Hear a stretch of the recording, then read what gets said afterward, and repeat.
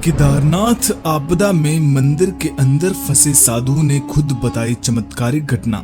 केदारनाथ में 2013 में आई आपदा ने पूरे केदारनाथ को डरा कर रख दिया था। न केवल उत्तराखंड, पूरे भारत पर उत्तराखंड में आए प्रलय का भारी असर पड़ा था। जैसे ही कोई केदारनाथ की वो घटना को टीवी में देखता है, सभी की आंखें नम हो जाती हैं। लोग पानी के जैसे मलबे में बह रहे थे। अलग अलग राज्यों से आए भक्तों को केदारनाथ में आई इस आपदा का शिकार हो गए थे। और जैसा कि आपको पता है कि केदारनाथ में कई साधु आराधना करते हैं और महादेव में लीन रहते हैं। आज हम आपको केदारनाथ मंदिर में फंसे साधु के साथ हुई घटना के बारे में बताएंगे, जिसे सुनकर आप सभी के होश उड़ जाएंगे। आप लोग खुद सोच में पड़ जाएंगे कि क्या भगवान हमें अपनी गलतियों की इतनी बड़ी सजा दे सकते हैं। उन्हें हमें ना चाहते हुए भी सबक सिखाना ही पड़ता है। तो दोस्तों, आगे बढ़ने से पहले महादेव के सभी सच्चे भक्त कमेंट बॉक्स में हर हर महादेव जरूर लिखें और ऐसी ही और वीडियोस देखने के लिए चैनल को सब्सक्राइब जरूर कर लें। 16 जून 2013 की वो रात, जब एक साधु केदारनाथ की गुफा में महादेव की आराधना कर रहा था और उसे बहुत जोरों की बिजली कड़कने की आवाज आती है। वो समझ गया था कि अभी अगर वो गुफा में रहा तो उसकी कभी भी जान जा सकती है। वो अपने लिए सुरक्षित जगह खोज रहा था। फिर उसे याद आता है, स्वयं केदारनाथ मंदिर से सुरक्षित जगह उसके लिए नहीं हो सकती।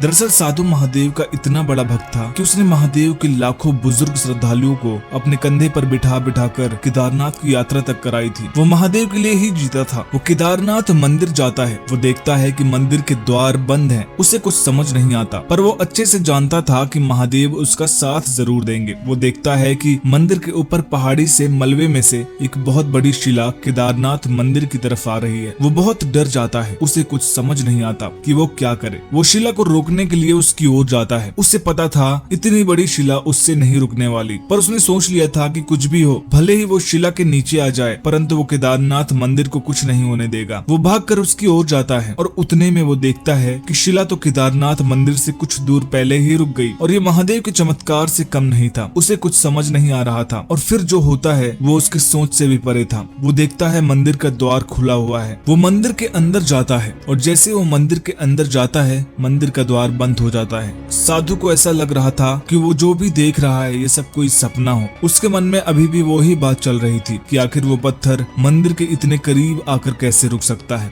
और केदारनाथ का द्वार कैसे खुल सकता है। ये कैसे संभव है? ये महादेव के चमत्कार से कम नहीं है। उसके बाद जो उसे देखने को मिलता है उससे उसके होश उड़ जाते हैं। वो मंदिर में सो जाता है। उसे उसके सपने में महादेव की एक मूर्ति दिखती है। मूर्ति में महादेव की आंखें उसे लाल दिखाई देती हैं, जैसे मानो वो बहुत क्रोध में हो। उसे ऐसा लग रहा था मानो महादेव इस प्रलय के माध्यम से उनका गुस्सा प्रकट कर रहे हैं और हमें हमारी गलतियों की सजा दे रहे हैं। और फिर साधु के सपने में अंधेरा छा जाता है। उसे किसी की आवाजें आती हैं कि जो सबने मिलकर किया है उसे भुगतना तो होगा ही। मैं मेरे भक्तों से बहुत प्रेम करता हूँ। मेरा हर भक्त मेरे लिए मूल्यवान है, लेकिन मेरी स्वयं की बनाई दुनिया से ज्यादा नहीं। आज पूरे केदारनाथ को रोता देख मेरी आंखें भी रो रही हैं। लेकिन मनुष्यों को लाख तरह से समझाया गया, लेकिन उन्होंने जो किया है उसकी सजा उन्हें इस तरह मिलनी ही। और आगे जो कुछ भी होने वाला है, पूरा केदारनाथ और वहाँ आने वाले सभी लोग उसके जिम्मेदार हैं, चाहे वो मेरे परम भक्त ही क्यों ना हो। लेकिन उन्हें भी माफी नहीं मिल सकती। मैं तुम्हारे माध्यम से मनुष्यों तक ये संकेत पहुँचाना चाहता हूँ कि उन्हें अपने आसपास के पर्यावरण की मूल्यता समझनी चाहिए। अचानक से उनकी आंख खुल जाती है। साधु इधर उधर देखने लगता है। उसे कोई नहीं दिखाई देता। उसको पसीना आने लग जाता है। वो डर के मारे मुरझा जाता है और महादेव से माफी मांगने लगता है। साधु पूरी रात मंदिर में महादेव की आराधना करता है और उनके गुस्से को शांत करने का प्रयास करता है।